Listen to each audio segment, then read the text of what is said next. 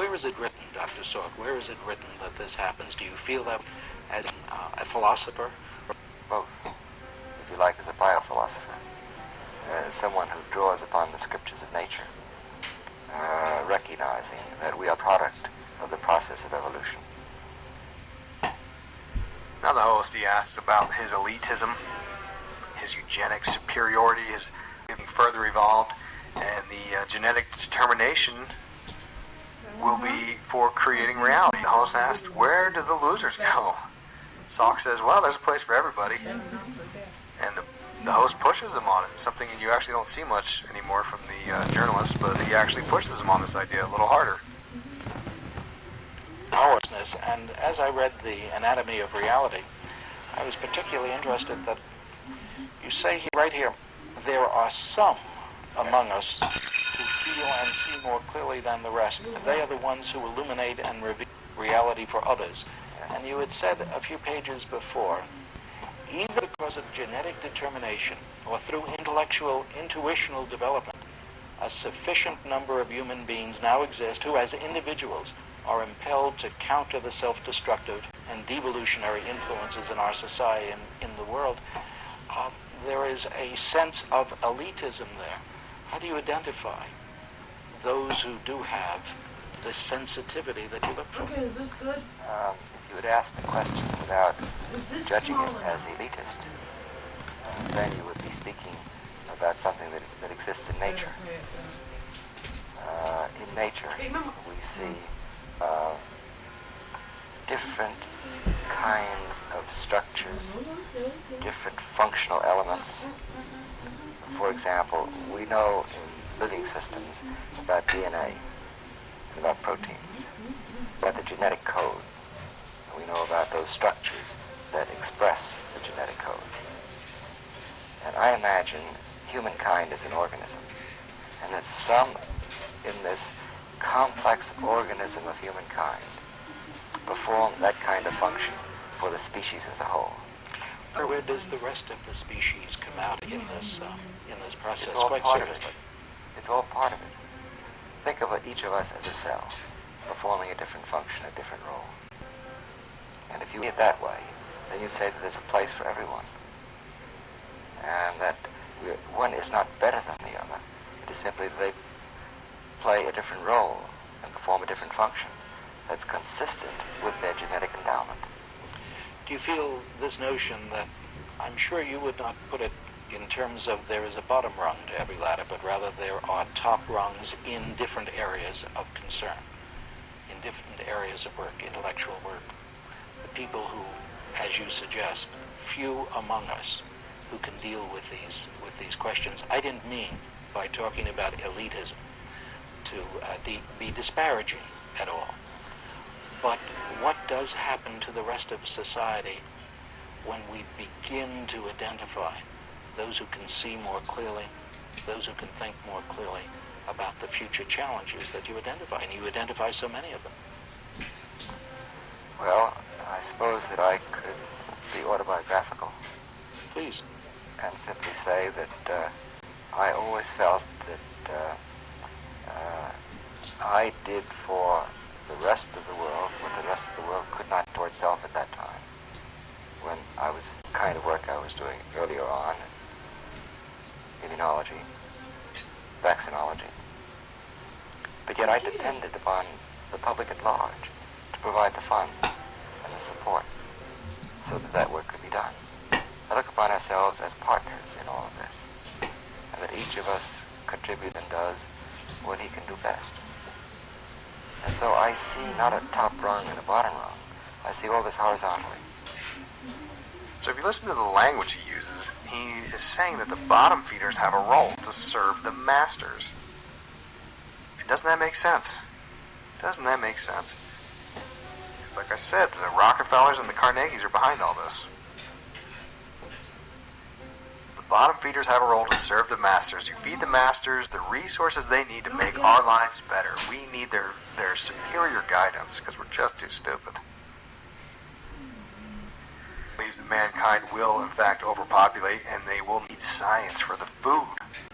And all the other great technologies in order to accommodate their longer life. And he talks about shaping consciousness through experiences rather than direct genetic manipulation. Because we can manipulate a cell but not an entire man, which is actually pretty nice to hear. I'm glad to hear he didn't go that off the deep end. But he thinks the planet and the people are sick, as is evident from the addiction to drugs and the nuclear weapons, and I agree on all that stuff. His son is continuing that legacy of thought.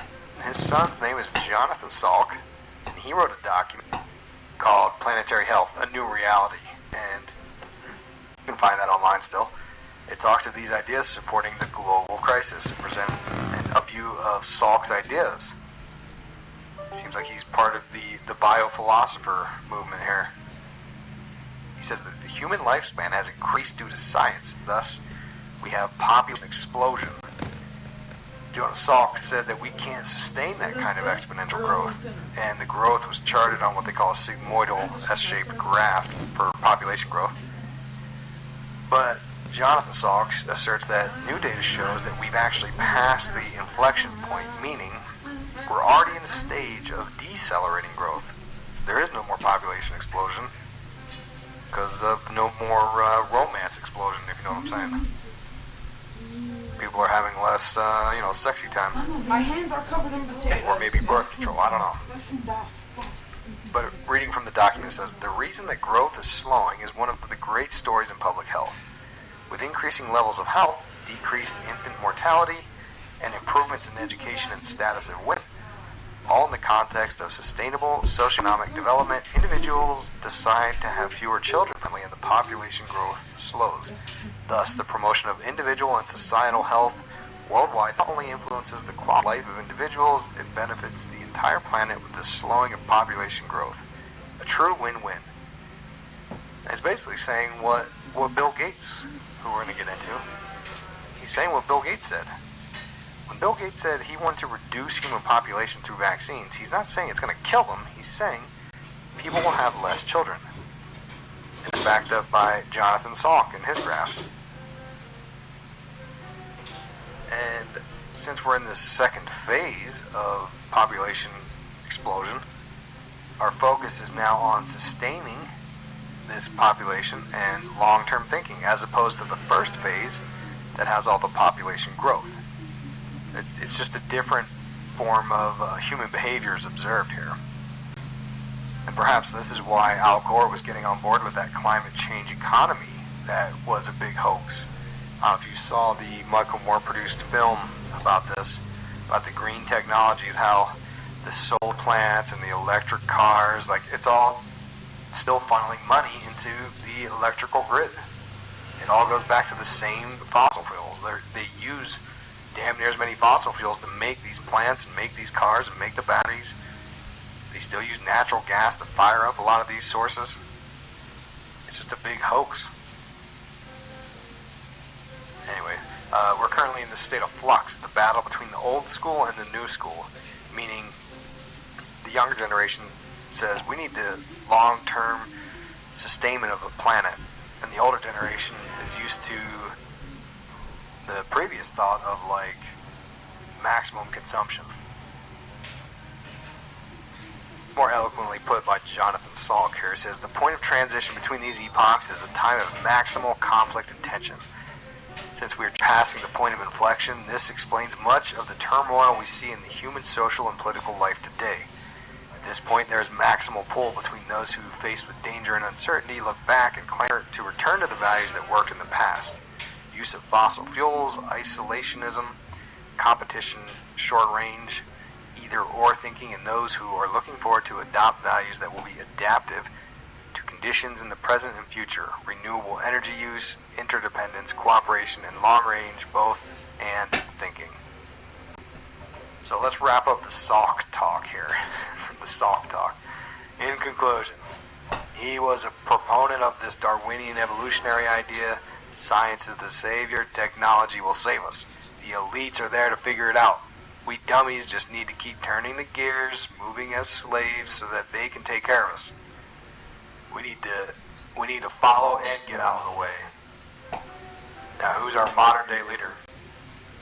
Bill Gates is a science guy, not a medical doctor, not at all. He's obsessed with the vaccines, though. He can't get enough. And, let's look at this background of this guy. Yeah, I mean, you know who he is. I don't need to explain it, but he created software, the Microsoft software. That's a total pain in the butt, constantly getting rid of with viruses, ironically enough. But also, he's friends with your boy, Jeffrey Epstein. Yes, indeed. Old Epstein. Let's go down the Epstein rabbit hole for just a minute. Well, that's going to be a few minutes. So I think it's important to understand what's going on here. New York Times article covered this. Isn't it convenient how the conspiracy world picks and chooses when to listen to fake news? But like I always say, I got to look to the mainstream sources because the words they say can be used against them. They say that Bill Gates was buddying up to Epstein even after his conviction even after Epstein did some jail time for soliciting prostitution from a minor. Even after Epstein was a registered sex offender, Bill Gates was hanging out with him. Now, Gates claimed he didn't have, quote, he didn't have any business relationship or friendship with him. Well, let me tell you what, the results are back. That, sir, was a lie. That was a lie. Looking at the article, I'm going to read you from New York Times. In fact, Mr. Gates met with Mr. Epstein on numerous occasions, including at least 3 times at Mr. Epstein's palatial Manhattan townhouse, and at least once staying late into the night, according to interviews with more than a dozen people familiar with the relationship, as well as documents reviewed by the New York Times. Employees of Mr. Gates' foundation also paid multiple visits to Mr. Epstein's mansion, and Mr. Epstein spoke with the Bill and Melinda Gates Foundation and J.P. Morgan Chase about a proposed multi-billion-dollar charitable fund, an arrangement that had the potential to generate enormous fees for Mr. Epstein. Now here's a curious piece from the article. It says, Mr. Epstein and Mr. Gates first met face-to-face on the evening of January 31st, 2011 at Mr. Epstein's townhouse on the Upper East Side. They were joined by Dr. Eva Anderson Dubin, a former Miss Sweden who Mr. Epstein had once dated, and her 15-year-old daughter. Mr. Gates, in turn, praised Mr. Epstein's charm and intelligence. Emailing colleagues the next day, he said, "A very attractive Swedish woman and her daughter dropped by, and I ended up staying there quite late." Now, I think the New York Times is careful about the language they use, but I mean, I'm trying to read between the lines, okay? And what's real interesting is that researching this Dr. Eva Anderson Dubin, we find out that she's married to a billionaire hedge fund manager. But curiously enough, Epstein paid for her medical school and then considered marrying her. Oh, whoops, not her. Her teenage daughter is what I meant. Yes. He told friends if he ever got married, it would be to his ex-girlfriend's teenage daughter. The same one hanging out with Bill Gates and Epstein on January 31st, 2011. Till, quote, quite late, end quote. I'm not alleging anything. I'm just reading you what New York Times has in their article, okay? How you fill the blanks is up to you. His lifestyle is very different and kind of intriguing, although it would not work for me, Mr. Gates emailed colleagues in 2011 after his first get-together with Mr. Epstein. So what's intriguing and what wouldn't work for you, Mr. Gates? Now, Gates' spokesperson said he was referring to the unique decor of the Epstein residence. Because I looked that up, tried to figure out why that was. Okay, so he's talking about the unique decor is kind of intriguing, although it would not work for him. Okay. Gates flew on Epstein's private plane in March 2013, said he didn't know it was Epstein's plane. And also, we should note that Bill Gates does in fact have his own private plane. Now, I'm assuming this is the same 727 jet Epstein used called the Lolita Express that shuttled minors between New York and Palm Beach, Florida. The one that Virginia, I don't know how to pronounce her last name, Jeffrey, was the victim who filed the lawsuit against Epstein in 2015, said he was abusing her on the plane.